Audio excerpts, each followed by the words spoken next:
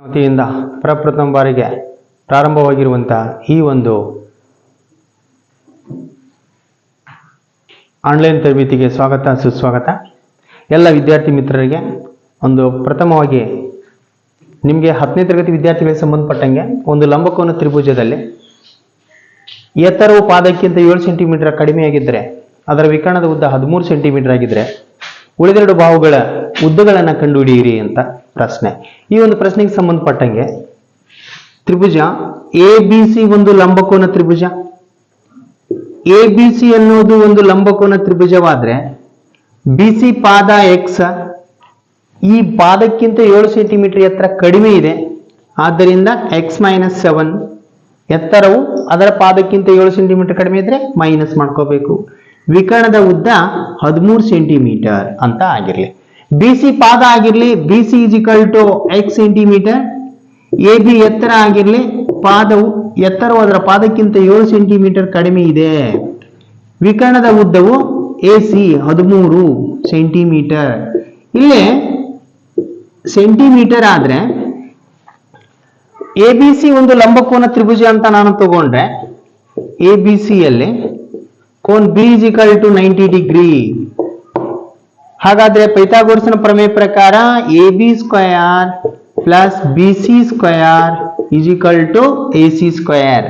A B ಅಂದ್ರೆ x-7 bracket square, B C ಅಂತ ಅಂದ್ರೆ x ಬ್ರಾಕೆಟ್ ಸ್ಕ್ವಯರ್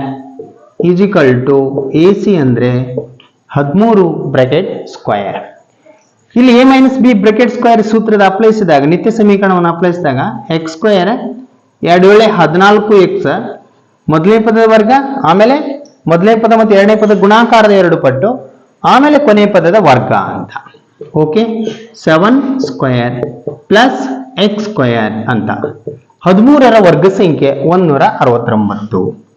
ಓಕೆ ಪ್ರಿಯ ವಿದ್ಯಾರ್ಥಿಗಳೇ, x square plus x square plus x square 2x square minus 14x plus 49 7ರ ವರ್ಗ ಸಂಖ್ಯೆ 49 plus 169 ಇದ್ದಿದ್ದು minus 169 ಅಂತ ಆಯ್ಕೆ ಮಾಡ್ಕೊಳ್ಳಿ.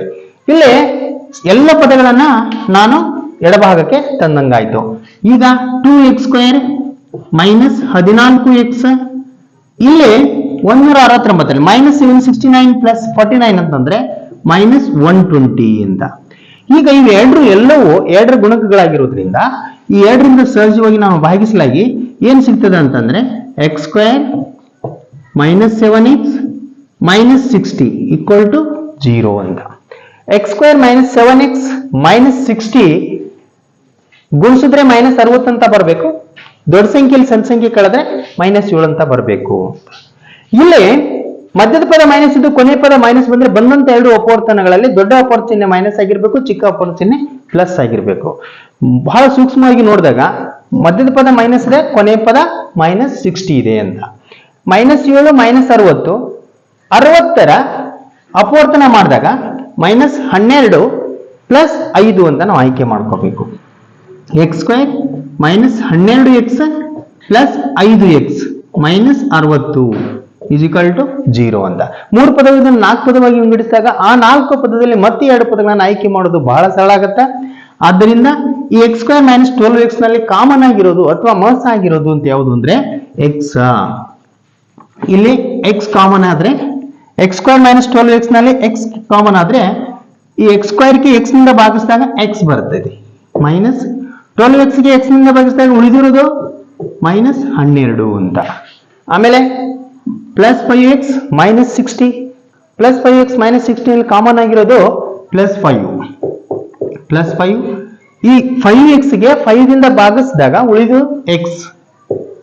ಇಲ್ಲಿ ಪ್ಲಸ್ ಡಿವೈಡೆಡ್ ಬೈ ಮೈನಸ್ ಈಗ 60 ಡಿವೈಡೆಡ್ ಬೈ 5 12 ಉಳಿಯುತ್ತೆ = 0. ಇಲ್ಲಿ ಯಾವ ಪದ ಬರುತ್ತೋ ಇಲ್ಲಿ ಕೂಡ ಅದೇ ಪದ ಬರ್ತೈತಿ, ಬರುವಂಗ ನಾವು ಅಡ್ಜಸ್ಟ್ಮೆಂಟ್ ಮಾಡಬೇಕು. ಇಲ್ಲಿ ಮತ್ತೆ ಇವೆರಡರಲ್ಲಿ ಕಾಮನ್ ಆಗಿರೋದು x ಮೈನಸ್ 12 ಉಳಿದಿರೋದು x ಪ್ಲಸ್ 5 = 0. ಈಗ x ನ ವ್ಯಾಲ್ಯೂ ನಮ್ಗೆ ಬೇಕಾಗಿತ್ತು ಅಂದ್ರೆ x ಮೈನಸ್ 12 = 0, x ಪ್ಲಸ್ 5 = 0 ಅಂತ. ಇಲ್ಲಿ ಎಕ್ಸ್ ಇಸಿಕಲ್ ಟು -12 ಇದ್ದಿದ್ದು ಆ ಎಡಭಾಗದಿಂದ ಬಲಭಾಗದಲ್ಲಿ ಬಂದಾಗ ಚಿಹ್ನೆಗಳು ವಿರುದ್ಧ ಚಿಹ್ನೆಗಳಾಗಿರ್ತಾವೆ.